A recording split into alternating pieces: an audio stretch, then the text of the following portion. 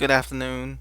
I wanted to give you a 5 p.m. update on Hurricane Dorian, and just for some perspective here, um, I'm not a meteorologist by any means, but I love weather and I love talking about weather, and I want to give you my prediction with Hurricane Dorian before we get into the weekend. But first, I want to give you the numbers on Hurricane Dorian from the National Hurricane Center, and I want to show you how the track has changed and how I believe it will continue to change as we progress through this Labor Day weekend. Okay, Hurricane Dorian, as of 5 p.m. August 30th, 2019, winds of 115 miles an hour, making it a Category 3.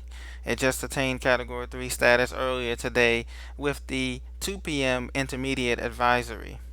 The system currently is 595 miles to the east of West Palm Beach, Florida, okay?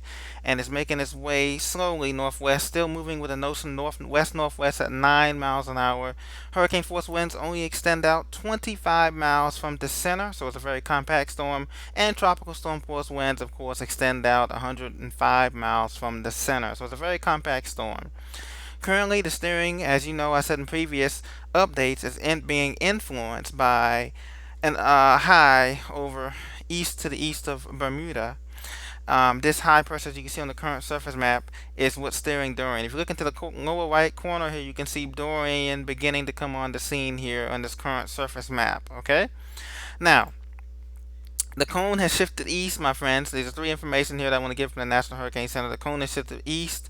The hurricane center of the hurricane is in the middle, and the cone is shifted east over toward the Space Coast and Jacksonville. So Florida is looking more and more unlikely to experience the worst of Dorian, which is good news. And also, I would go further to say that Georgia and South Carolina may be more in the cone, and North Carolina will be more in the cone as we go on. So the key things here that I want to get to you toward is that the storm Dorian, Florida, will not make a landfall. I believe it will not make a landfall in Florida. Once again, it's going to stay offshore, and this is what I mean.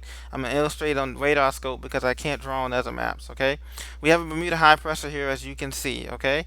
This high pressure is going to weaken, erode on the west side, and allow this here Dorian to come up northwest, and it may even skirt Bahamas. It may hit Bahamas, not directly, but Freeport may get a little bit of hurricane force winds before turning north and east, because there is a trough, a front that is being impacted, a cold front or a trough, a backdoor trough here that's causing Dorian to move. Is going to pick up Dorian and take it out to sea. So it's not going to hit Florida. It's not going to hit Georgia, South Carolina. South Carolina and North Carolina may get rain because of the counterclockwise band flow. So you may get tropical storm conditions on the Outer Banks and things of that nature come late Monday, Tuesday, okay? But there will be no landfalling hurricane here in Florida or Georgia or South Carolina for that matter, okay? The reason why is because of these things right here, and the track is going to continue to shift east. I guarantee you, by we get a NES advisory at 8 p.m. No, at 11 p.m. intermediate advisory at 8 p.m. I guarantee you the Hurricane Center is going to shift this track even further east because the system is being influenced by this trough, which I'm showing you right here on the Weather Channel. You can see this front right here, this stationary boundary front that's moving offshore. And also, if you look at the water vapor, you see this dry air right here. See this line of dry? That's the trough right there. And you see Dorian in the southeast corner. See the eye of Dorian?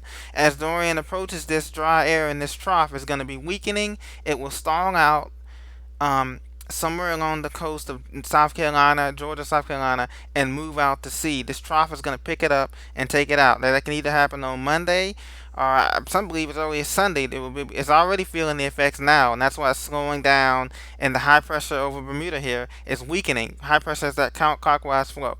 So the key message to take away from here is that Dorian will not make a direct landfall in Florida, whether it's in Melbourne or West Palm Beach. It won't make a landfall in any of the southeast, but it will skirt along the coast and be kicked out to sea by this trough, as you can see this dry air, and it will weaken to probably a category 1 or 2, and then it will be kicked out to sea. So the only tropical storm force conditions will be experienced maybe along the immediate coast with some rip currents or maybe winds of 30, maybe 20, 30, 40 miles an hour, but that's it. And a little bit of rain as this counterclockwise flow. But otherwise, this dry air and trough is going to kick this system out to sea and is not going to make a landfall in any of the states that they mentioned here. It's going to continue to shift the track east.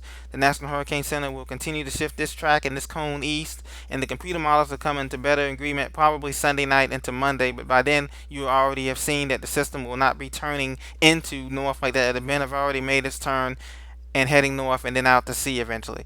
So that is the plan. Hope you understand. If you have any questions, let me know. I'll try to answer them in the comments for you as to why this is so.